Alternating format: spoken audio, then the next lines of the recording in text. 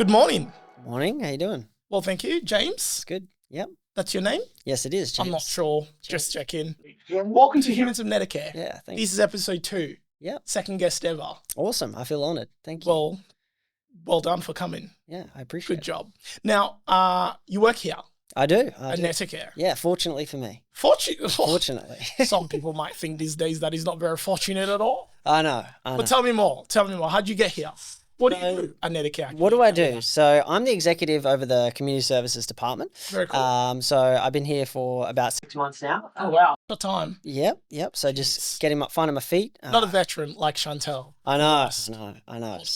Yeah. That's fine. Okay. But really enjoying it. How did I get here? Yeah. So I was working with a different service provider before, Okay. and I called through to yourself, and trying to do some business and strike a partnership. Yes. And I remember the exact words that you said. You were like, "Oh, hey James, I forgot you existed." And then in the next breath, literally in the next breath, you're like, "I have a job for you, but I've got to go. Bye." And I was like, I was complimented and offended all in the same sentence. Yep, that's naturally me. Yeah. Yep.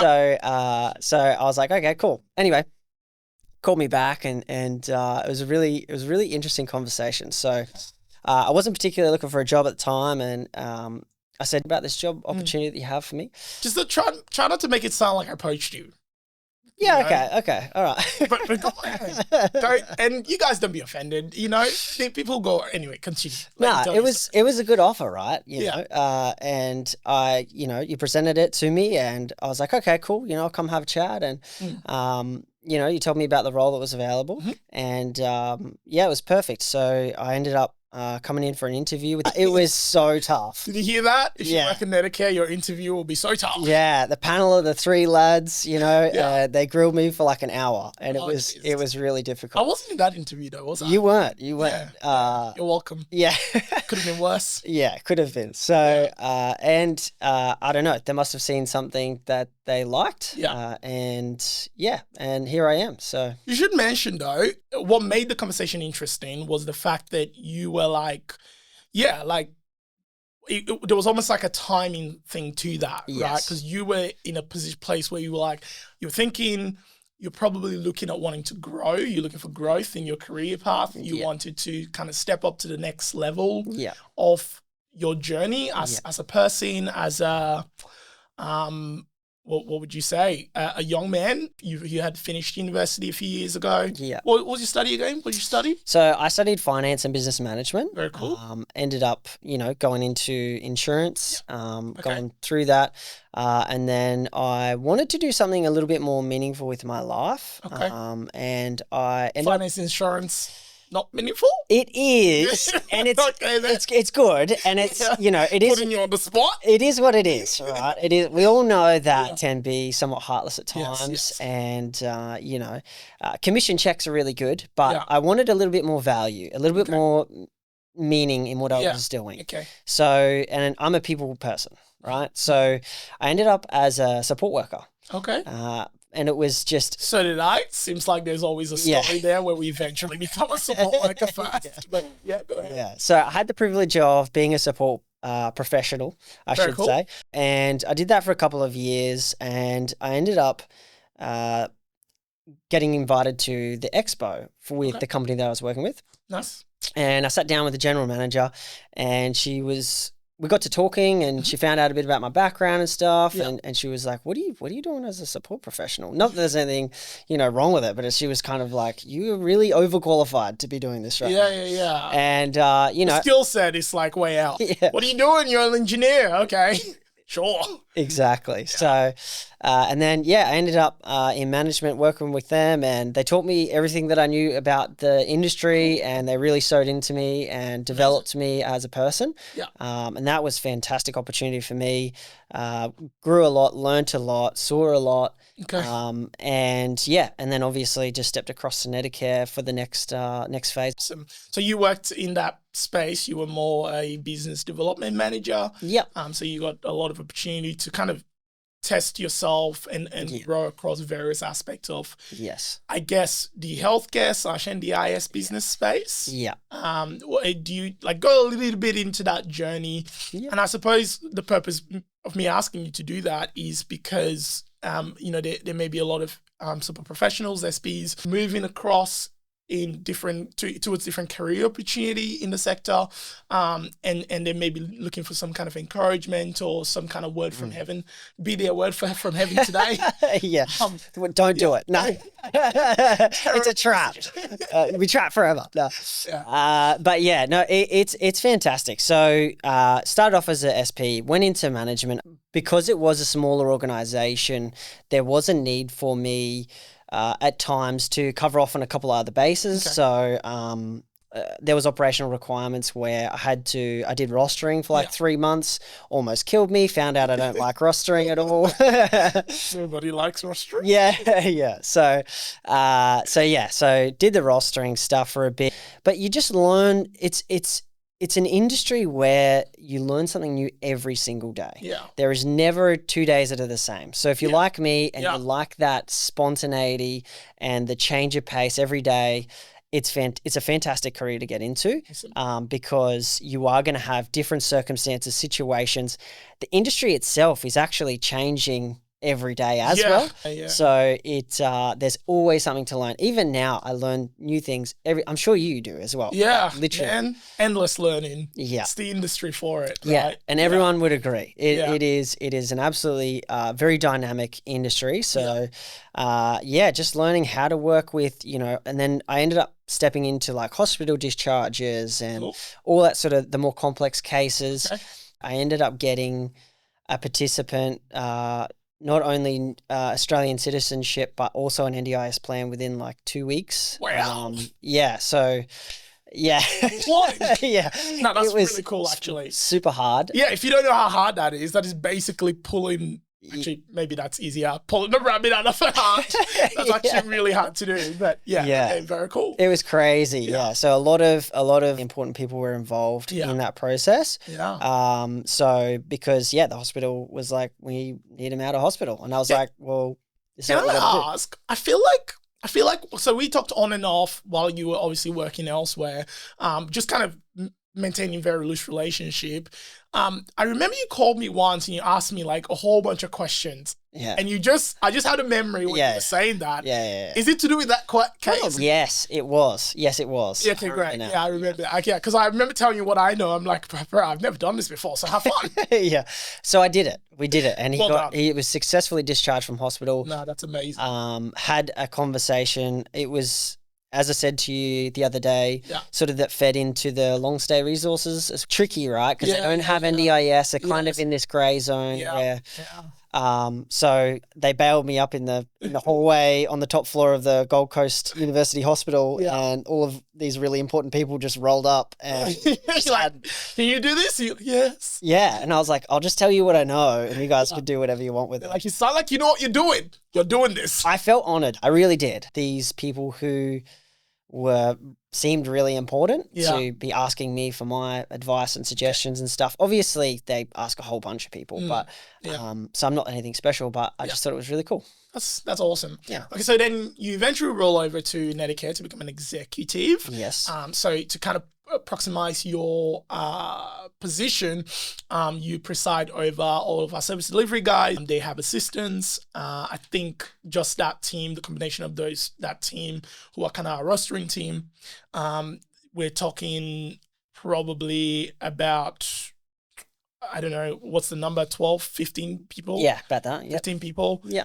So that's a sizable team. Yeah. And that manages the service delivery component. That's a pretty big role. What are we talking, like 200-300 support professionals as well? Yeah, that's right. Yep. That you are responsible for, as well as the clients that they all deal with. Yeah. That's a pretty epic role. Yeah. What's that been like? Tell us about it. It's good. It keeps me busy. Keeps me out of trouble. That's for sure. Just trouble. Cool. I don't think I realized the gravity of the role until I already started. So I ended up looking at, I think you released an updated organization chart across the board, and I sort of looked at it and I was like, huh. I was like, okay, cool. And that's when I called you into my, into my office, and we had a bit of chat, and I was like, you know what, I just want to thank you for again, such an amazing opportunity, because I don't know, you often get caught up in life, and you don't, well, for me anyway, I'm always, running around doing stuff and busy, and I suppose I didn't realize how far I'd come. And then, so yeah, it was just really humbling and honoring experience again, from yourself too, that you saw something within me that, you thought that I would be able to. It is a huge job. It's a huge job. It's a huge job. I'm so glad it's your job. Yeah. Thank you. I appreciate that. No, but I do, and I do rely on your expertise and experience a lot as well. It's good to have you supporting me through that journey. I think you've been really informative, educational. Every time I get stuck on something, you're always there to ask questions and things. Do you like it when I'm like, go figure it out yourself? I do. The thing I explained to my wife is that you see what I'm capable of, even though I might not see it. So, and then you push me to find that within myself. Cool. And I think that it's just incredible. Because I kind of don't like I hate trying to do things that I believe that somebody can do. So I'm like, leave me alone. You got this. I think it's a compliment to me. And it's like, you believe enough in me where you think, hey, go forget. And oftentimes I do. And it's like, it's really cool. And I surprise myself. I'm like, okay. He's right. Was capable of this. Don't know why I was bothering him. And I always come back to you as well. And then you come full circle, and you're like, okay, cool, you got it. Which is really cool. I think one of the first conversations we had early in the day before you came on, and I wanted to kind of bring this up briefly because I found it really interesting. You were very, very concerned about your age. Yes. And you were like, I'm super young. I don't know that being an executive is, maybe I'm not there yet. And so I kind of just talked you through like our team of executives are pretty young. Like, I'm really young myself. I've actually done a lot in life already. What makes this actually really exciting and interesting, right? So, okay. And again, part of like our team at Neta Care and even our clients, we want to be able to inspire them through this platform that we have. So talk them through the journey, how you kind of mentally dealt with that.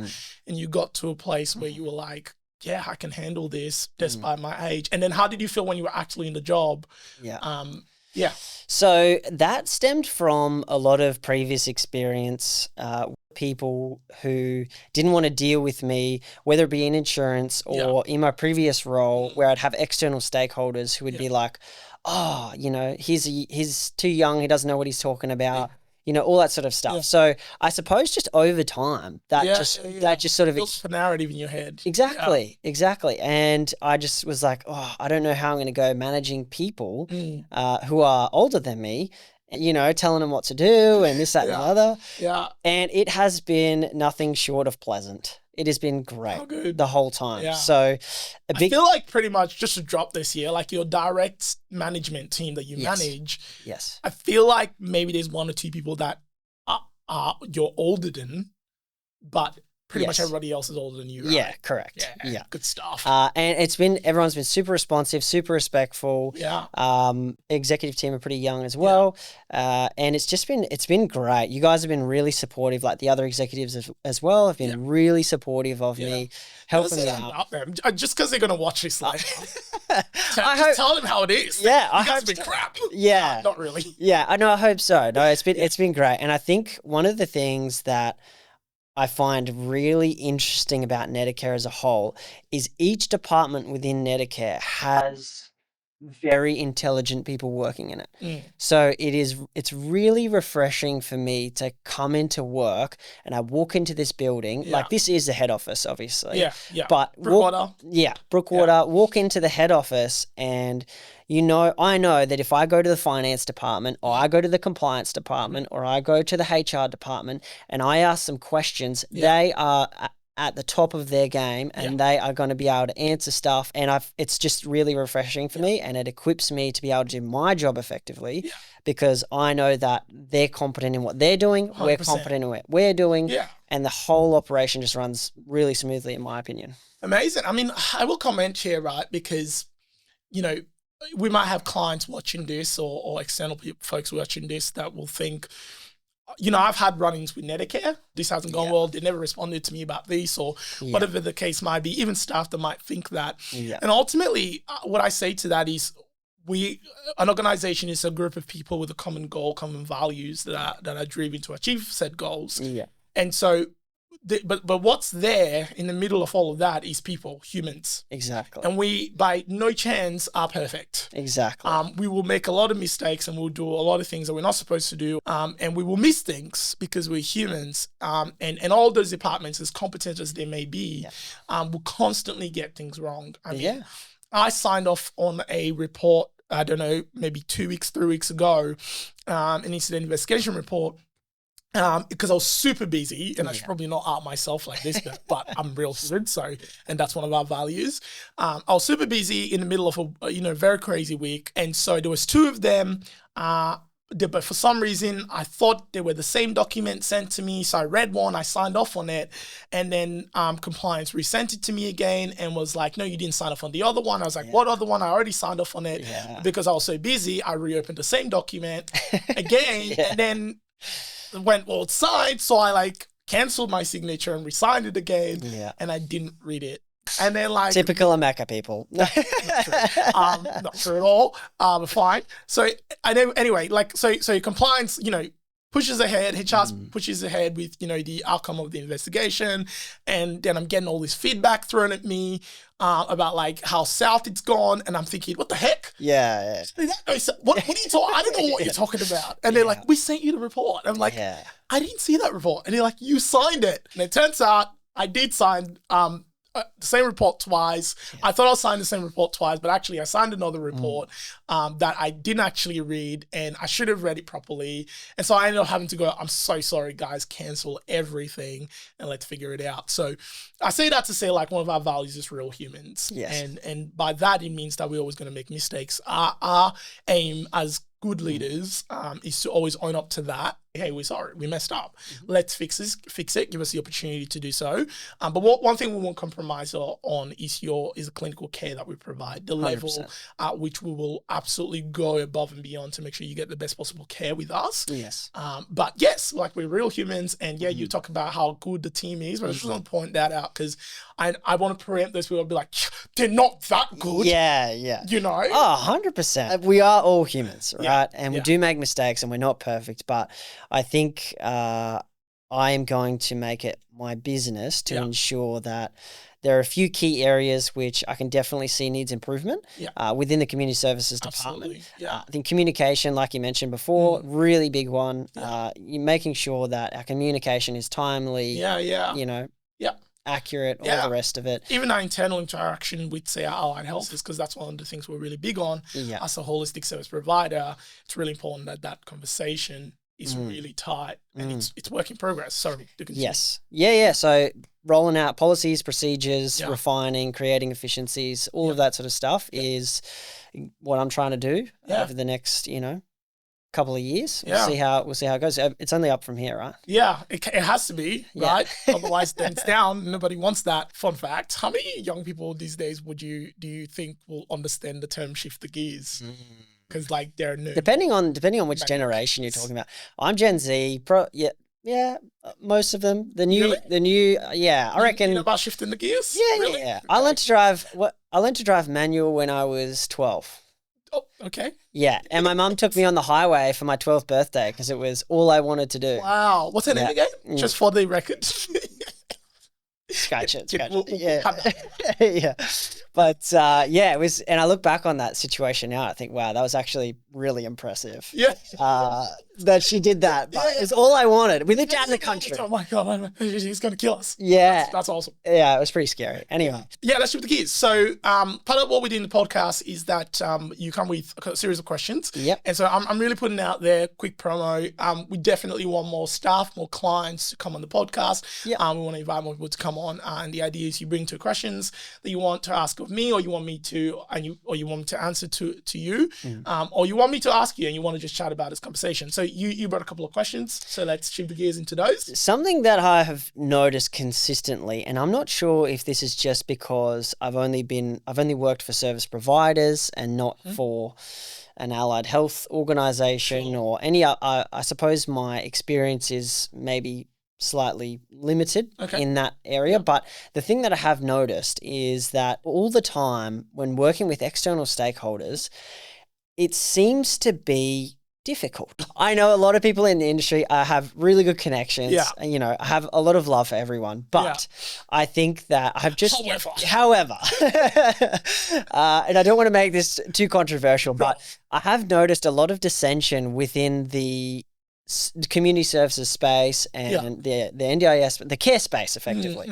And I find it really peculiar that we all have a common goal. Yes. And that common goal is the participants, right? Care for the person. Care for the person, make their lives better, skill build, all this sort of stuff, all the good stuff, right? That's everyone's objective. Yes. There's so much friction in they're doing, the service provider, they're doing a bad, and everyone's firing shots at each other. And, what's your perspective around that? I've been in this industry, I guess, since 2020, and I spent a bit of time researching and kind of really deeply looking into this recently. There is this kind of attitude of everybody is start from a place of suspicion of, they're doing the wrong thing unless otherwise proven not to be absolutely doing the wrong thing. And so that rhetoric, I have to say, I do believe, and this is where leadership is super important. It absolutely started with Bill Shorten. And I think, there was a short time there where he wasn't in charge of the NDIS. He pioneered it. And I do have, other forums where I've talked about this in great detail. He pioneered the NDIS, and then there was a gap there where, another government controlled the space, and there was kind of a lot that happened during that time. And then he came back again to continue running it when his government was elected. And he inspired and initiated the blame game. Okay. Really. And rather than taking a really deep, insightful look at what is wrong, ultimately, what's systematically wrong, why are things happening? I have a philosophy and a belief, right? Everything rises and falls on leadership. Actually, that's not even mine. That's a common one that everybody knows. With something you've created, right? As a leader, the first thing you should be going and saying and doing is, it's my fault. Yeah. Start there. I love that. You know what I mean? Yeah. It's my fault. Okay. That sucks. Take a moment, because that could get pretty emotional. Yeah. He's a human, so he should have had that moment. Okay, how do I fix this? Let me get some very intelligent people around me and talk through a problem explained is a problem half solved. When you have a decent understanding of what the problem is, you're actually halfway through to the solution already. Yes. And I don't believe from the outside, as constituents that pay the federal government a hell of a lot of money through our taxes to stay up to date with, making the best decisions for us. I don't believe where they actually really did that, where they went, we have actually manufactured a problem here. And perhaps we got it wrong. And so let's go back to the drawing board and let's figure it out. And that's a whole other topic on its own. So we can't really, you don't have the forum to really dive deep into that. But I think if they had done that, they would have started to discover some very, very basic things that was wrong. I mean, one of them, for example, was the rhetoric of choice and control. Yes. Right? 100%. Like, really? Yeah. Eternal choices for eternity? It would be nice. It's been nice. Like, life doesn't work like that, And so, a lot of people have definitely grabbed onto that and made it super personal. And so this is a healthcare scheme that has been established to support people that have additional needs because they're vulnerable. It's really morphed into this kind of entitlement culture, blame culture, I want it, so I'll have it. Yes. If you sneeze funny, I'll find another. So I'm literally controlling the strings here.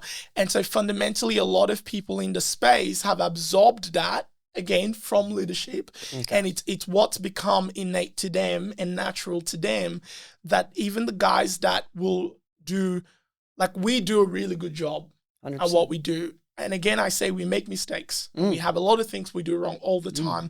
But he who has no sin cast the first stone. 100%. Yeah. If you're a human that hasn't made a mistake, go ahead and put up your hand. Judge someone else. And There you go. yeah. So I think people then just judge quickly. Yeah. And accuse, and there is this like guilty before proven otherwise. And so the blame game has largely become the rhetoric that the operating system is now completely operating on. Yeah, and I understand. Like, people are like, we're all tired. We're all, support coordinators, a massive caseload, all that sort of stuff. Yeah. But I just don't understand why there isn't more compassion for each other within the space. And it's like, I think, if I could say anything, it's like, I really just want everybody to start working together. We all have the same 100%. goal. And it's That's like, what matters. yeah. And it's like, let's all try and work together to achieve the best outcomes for the participants. Yeah. So I don't understand why everyone's playing this game of, I'm better than you, or you're, the accusations. you're an idiot, or this or that. Or... The planting seeds of discord. Yeah. That's a big one. We always have it where you'll have another provider go talk to a client and say some really dark, awful, evil things. Yeah. And then before you know it, the client's like, yeah, I'm ceasing. And you're like, what do we do? Yeah. You did ABC. We're like, but none of that's true or real. Yeah. Didn't do that. And it's really sad to see, right? I feel like we get the rough end of the stick as the support providers, like all the time. I don't know. I don't know if it's just me or my experience, or as I said, I have only worked in this particular space, but we always cop the blame, it seems, and it's really tough. Rough. Yeah.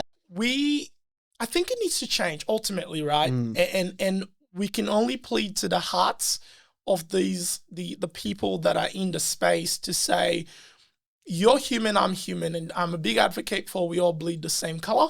Yeah. Unless you're a frog or an alien. Sure. Spiders too. Anyway. I think they bleed red. I squished a spider once, it was green. Yeah, that's true. But we all bleed red, right? Yeah. Like, I say that to say this part of your outward appearance, your belief system, your ideologies in life. Yeah. We have one common goal, and that's what needs to come first. That is to support the participant. But there should be a second goal. And that goal is, as far as it depends on you, be at peace with all men, right? Put away the gossips. Yeah. Right? Oh, the gossip. Don't get me started on the gossip. That's the terrain that creates a lot of wreckage in the space, that creates a lot of systemic issues where doubt fosters and we start to, without really wanting to even listen to each other's perspective, just go, nope, don't like you, you're out, and all these rhetoric that comes off from it. So, it's like we all run into people that we don't like or disagree with or whatever. I may think a certain thing about you, or you frustrate me, or, there's some friction between us. That's totally fine. Yeah. Let's put that aside. Let's remain professional and let's execute on the things that we're here to do and achieve the best outcomes for the participants. Yeah. So I don't know, that kind of, what would be, if you had a magic wand, if you had a magic wand, what would you do to make people get along better within the industry? So you think it's totally top down? Absolutely. The politicians need to seek out some counsel, or how does that look? The bureaucracy needs to be put aside for real outcomes. Yeah. I'm involved in meetings all the time, state government level meetings, not necessarily federal at the moment. I hear a lot of talks about problems. Yeah. And no real talk about the solution. I mean, you can present the solution, but they're just so fascinated with the problem. Yeah. Like, don't get me wrong. Like I said before, talk about the problem, because then you solve the problem. But at some point, you got to move into, okay, what's the solution? And let's remove all the barriers to that and just enact a solution. But if I had that magic wand, I think I would start by doing a reform. Actually, you know what? I've actually done a show. I think I've done a really detailed work in explaining the problem. And each of those, you can actually pull aside what the solution can be. There's a lot of problems. Yeah, trust and control is definitely not the only one. The way the fundings are structured, Yeah. the individualized funding base, the who's ultimately responsible for plans, the disparity and lack of understanding even between the NDI and the participants who's actually in charge. Accountability. There's so many issues. I will really start with even just that simple radical of like, if something is wrong, it's my fault. Yeah. And even like at whatever level you might be, say a support coordinator, if you find something that's wrong, you got a random tip off about one of your clients, whatever. Like you start by saying, whatever has gone wrong here, I probably missed something. That's why it happened. Yeah. Right. I will start by trying to instill that narrative for people to start to take ownership and accountability. Yeah, 100%. Right. Like if something is wrong, if it's because I missed something. Yes. Let's start there. Yeah. And always look at it from a position of, doesn't matter who I actually ultimately found caused the problem. Yeah. I had a role to play in it. Yeah. Because by doing that, we humanize the other person, we humanize your situation. Yeah. And here is a fact, right? 99% of people in the world that are professionals and work for a living, have a family, or a lifestyle that they're trying to maintain. Yeah. They turn up to work every day to do the right thing. Exactly. Yeah. Right? Yeah. They just happen to do the wrong thing from time to time because they're humans. Yep. And humans suck. Yeah. If you haven't noticed, Yeah. we do, including me, right? Yep. We always Amen. do the wrong thing. Amen to that. So it's very, very important for you to kind of start from that position of, I probably did something wrong here. Yeah. And then when you take that ownership and you humanize it, right? It makes you go, well, if I'm the one to blame, I better treat this a lot differently. I better center the human this is all about, the participant, back in the middle, work out that I've caused the problem. Yeah. And then we just go, sweet, let's start fixing it from there. Yeah. Participant in the middle. I like how that is exactly what I'm talking about. It's like if the key decision maker or, whatever is the one who's approving your invoices and who's getting you paid at the end, that's fantastic. Yeah. My opinion is put that aside. Yeah. It's actually irrelevant. It's like, what is the best outcome for the actual participant at that point in time, irregardless of everything else? And I think people struggle to we all have businesses to run and we all have jobs to keep and targets and KPIs. It's the world going round, right? Exactly. And at the end of the day, we're all businesses, right? Whether it be for-profit, non-for-profit, whatever, right? We're all businesses and, we all have to function as businesses, I think, in my opinion, first and foremost, for sustainability reasons, because you can't set yourself on fire to keep other people warm. Yeah. It's just not a sustainable approach. No, not at all. So, I 100% agree with that. It's just keeping the participants in the center of the decisions. Assume the best. Yeah. Always. Yeah. 4 words. And I think from a leadership perspective, there's a lot of things. And practically. Assume the best? Always. Always. Okay. I was like, hang on a minute. You only held up 3 fingers. No, 4. Okay. All right. These ones. Yeah, cool. Keep the participant in the middle. Yeah. And then when it comes to how we deal with each other as different forms of providers, assume the best always. It actually will save you a lot of time and a lot of resource and a lot of energy, because the energy you spend, the energy that is burnt getting mad and angry about something is astronomical. I know. Right? So if you assume you start, whatever it is, assume the best always. Yeah. Assume that the person was trying to do the best that they can and they've just gotten it wrong. Yeah. And then start there. It's inefficient. Just super inefficient. Just go straight to dodgy. Without understanding, especially without understanding the full picture. I find a lot of the times it is just off the cuff, very reactional. And it's like, hey, let's just, instead of take a second. Cool. Okay, great.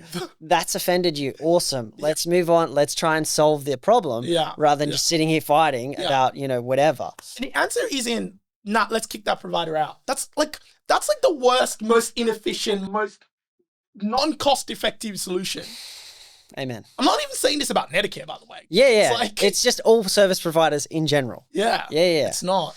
And by the way, I think more of them need to conglomerate. Not like I'm preaching that you should come and merge with Neta Care or anything. Maybe I am. But I think they all need to conglomerate, because I think if you don't, it's super not sustainable to operate in this space without economy of scale. Yep. That's like fact. If you understand business, you'll understand what I'm saying. If anyone has any survival instincts, they will merge and... Yeah, 100%. Yeah. I'm a lion. I'll survive. Don't know about you. Yeah. But if you want to survive, come over. Yeah. We'll have you. That's good. All right, next question. Next question. So I suppose it kind of flows into it. I think the impacts, I see a lot of impacts with the transient nature of gassing participants up to make them feel like they run the world and have that perception of they can do whatever they want. Yeah. They can rent a 3-bedroom house in the center of the Gold Coast for $200 a week. You know, choice of control. Yeah, why not? Choice of control, right? I need some of that, man. Give me that. You know. Anyway, I digress. But I think I want to discuss the impacts around that. You know, switching providers, switching OT, switching behavior practitioners. Yeah. All of these things, the constant fluidity within the industry. Yeah. There should be, you know, when you ask me the question about like magic wand, what would you do? There should be like very, very clear parameters of how you do that switching and what you're allowed to switch. It's not just based on what I want to. Exactly. It can't be. Yeah. Like, you can be like, oh, you know, they didn't rock up on time to the shift, so I'm switching. Yeah. Well, I mean, do you... Traffic. They hit a cut on the way there. Yeah. There's a whole range of things that if you ask those questions, you'll find out a legitimate answer. Yeah. Like I said, most people rock up in the wall to do the right thing. Correct. They just happen to sometimes not. Mm. So there has to be some sort of criteria in which that decision is made. And it should even something as simple as a time-based criteria. Yeah. Like you cannot switch unless you've done at least 12 months there. Because it's not efficient at all. Not efficient. And they bleed the plans. There's so many ramifications that come out of this. And the only person who loses is the participant. 100%. And it confuses me. Guess what? Like you go and you pay 5-6 different, establishment fees to new providers within the year. That probably accumulates to be probably something like $2,500 something. That was really quick math. That's 5. If you did 5, yeah. Well done. There you go. This guy is the executive. About $2,500, $3,000. Yeah. Right? So what's that? Like we're talking probably 50, 60 hours of supports that you just burnt through. Exactly. Just for switching. Yep. That's like support you could have gotten. Yep. An extra hour a week across the year, right? Jeez, man. Yeah. And not to mention like the documentation as well. That's involved. Yep. If it's not handed over correctly, the training that goes into the staff. Yep. Like all of that sort of stuff. Oh, and here's a good one. Where the NDIS goes, the agency, NDIA, they go, you didn't hand over properly for the client. So now we're going to pour a lot of resource into investigating why that didn't happen. And we're like, we did. And you're like, you didn't. Yeah. No, we did. You didn't. The other provider said you didn't. We did. They said they don't want it. Yeah. And now you're investigating. You're spending time and resource. Yeah. It's trying to work out who did what. It's super inefficient. It's super inefficient. And I'm all about efficiency. So it really frustrates me. Maybe we should run the government. Yeah, maybe. Let's do it. Let's advocating for change.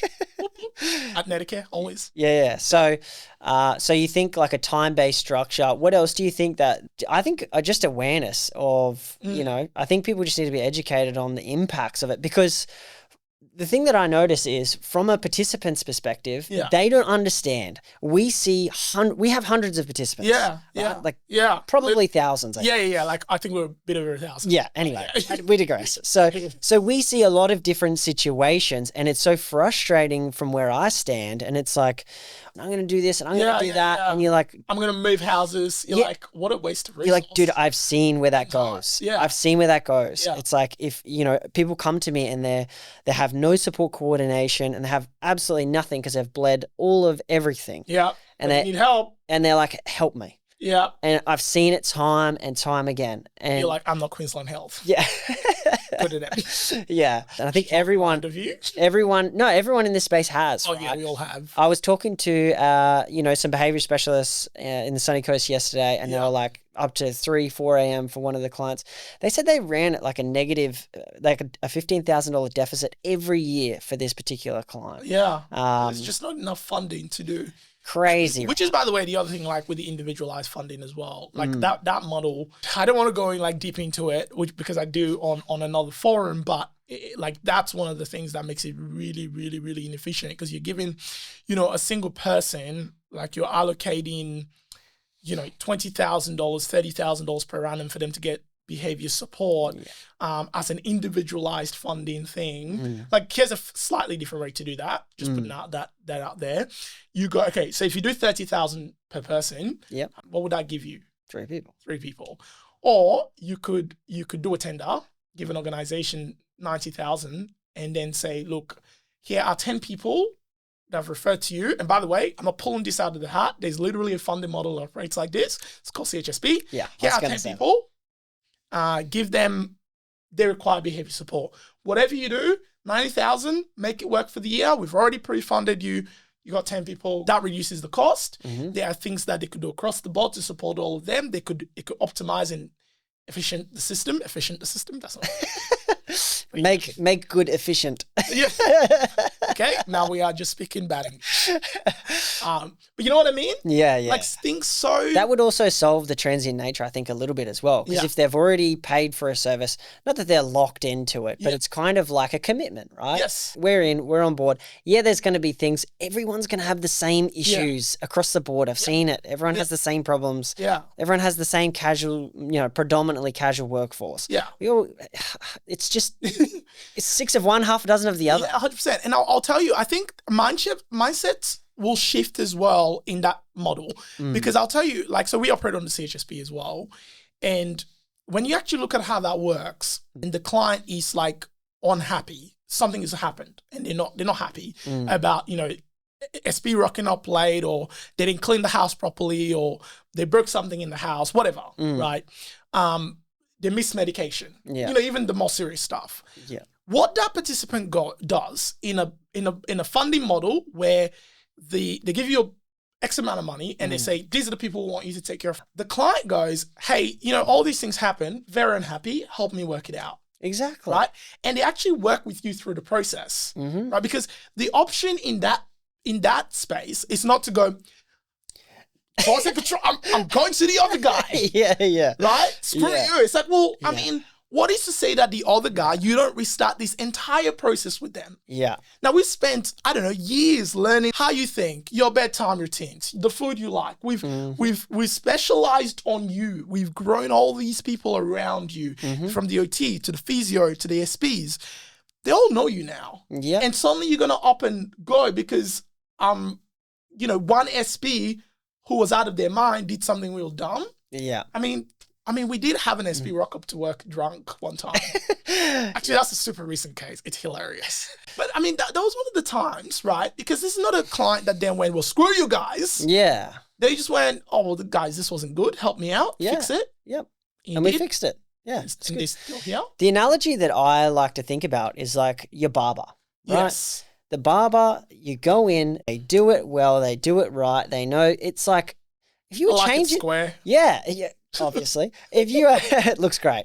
And it's like, if you were to change your barber every 6 months or something, like no one does that. Unless there's, reasons for it, the barbershop closes down or, whatever, right? Absolutely. But it's like, you set up, they get to know you. It's beneficial for you to attend the same barber. Yeah.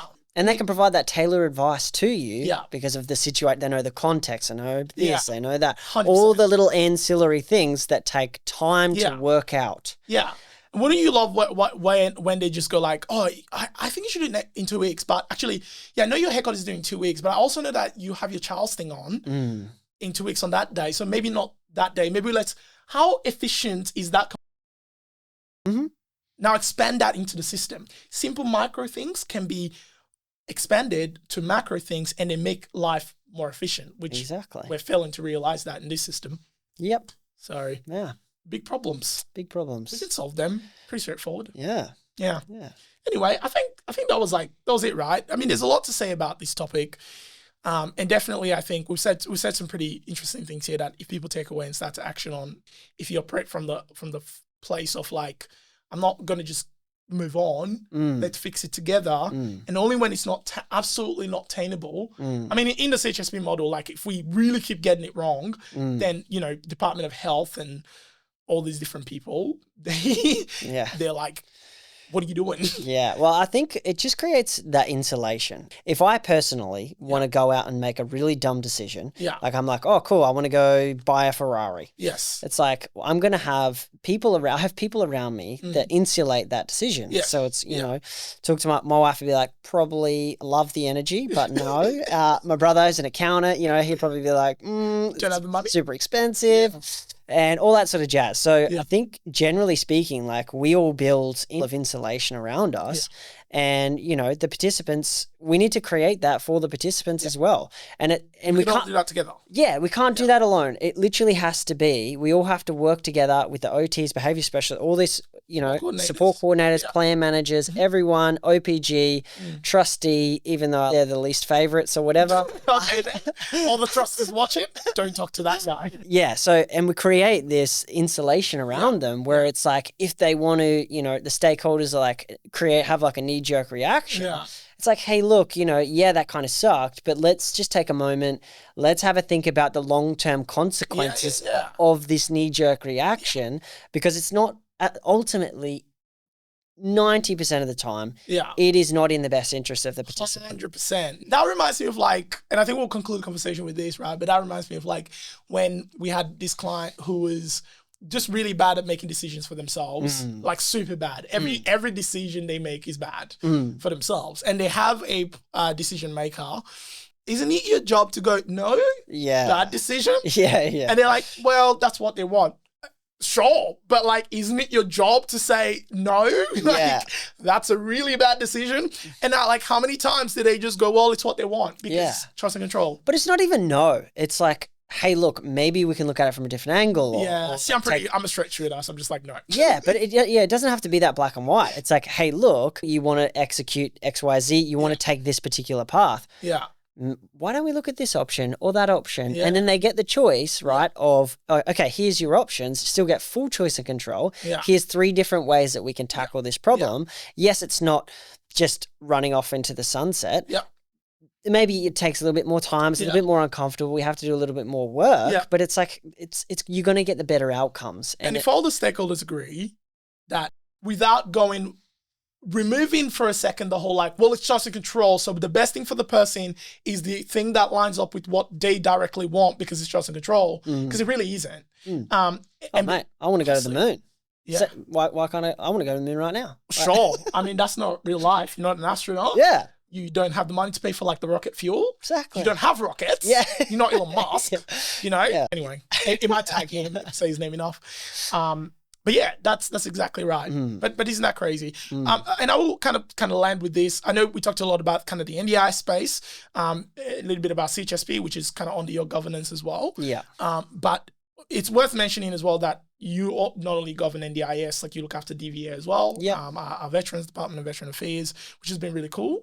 Something that we've opened up. There's a broad range of areas that you look after in terms of funding. And obviously NDIS seems to be always like the one that's talked about the most because it's the newest. It's the worst managed one. Let's just be truthful. And so a lot of the problems that we get thrown at us, the rest of the funding models, honestly, they just operate smoothly. Like definitely a lot better. They just NISQ is another one you do. Yes. But yeah, wild times. Cool. Maybe we can fix it just by talking about it and inspiring people to do better. Yeah. Well, it's been good having you. Do better, people. No. It's been good having you. Yeah, thank you. I've really appreciated you coming down and you taking the job. Yeah. Right timing, called you at the right time. So if you're out there and you're looking for your next thing, maybe you can take his job. Just kidding. I like him. Fun fact, literally if you work at Neta Care and you don't have my direct number, that's on you. Because literally everybody has my direct number. I super hate it, but you can call me if you need. It's your own fault. It is. I do say direct open door access to the CEO, so whatever. No, it's been awesome. Cool. Well, thank you for coming. Thanks for having me. And episode 2, James Allen. Good to have you. Yeah, thank you, sir. Appreciate it. Good times. We'll see you next time on Humans of Neta Care.